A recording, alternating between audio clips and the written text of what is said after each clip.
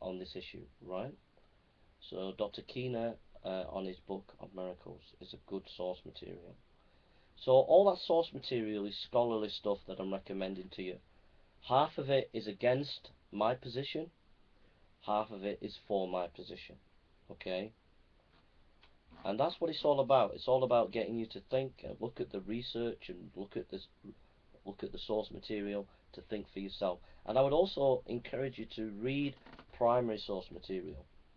In these debates with atheists, I've noticed that the atheist scholars, most of the time, oh, another thing as well, Ludemann is an atheist scholar.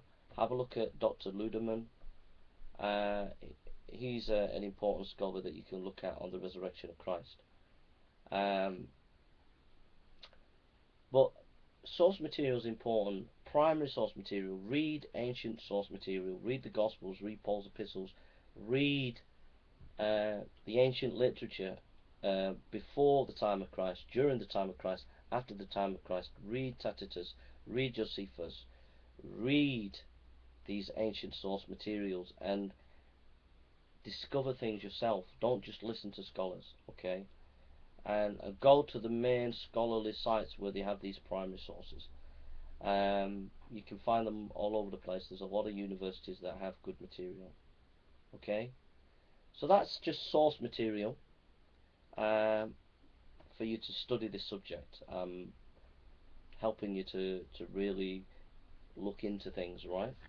We're not here just to win debates. We're here to educate and help people to think through these issues. Okay, so that's the first part of the video.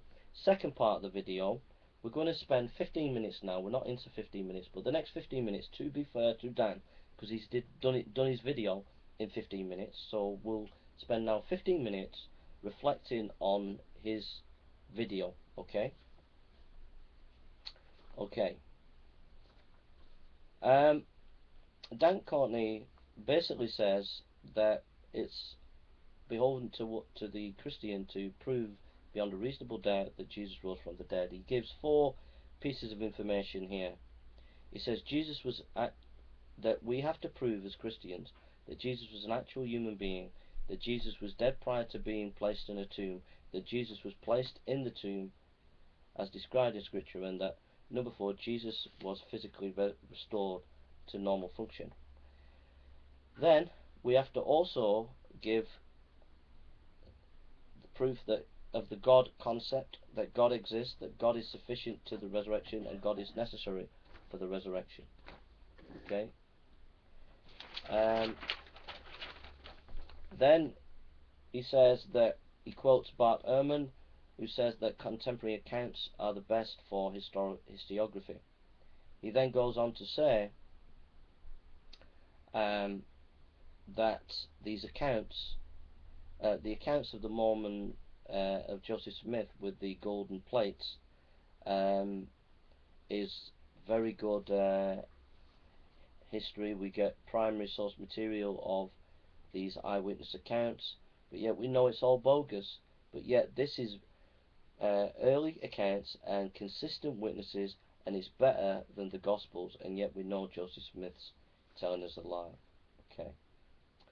Then he goes into contradictions in the Gospel accounts, such as the time of the Passover, the day of the Passover, the time of the death of Christ, who carried the cross, and etc.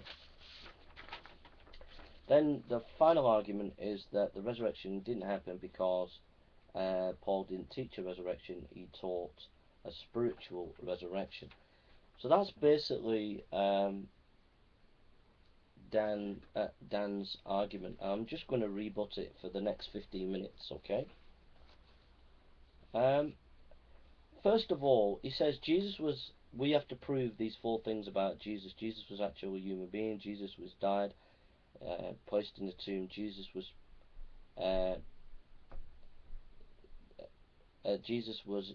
died prior to being placed in the tomb, and Jesus was placed in the tomb, and 4, Jesus was physically restored. The first 3 points are already proved by history. If you knew the history of this topic, he'd know that the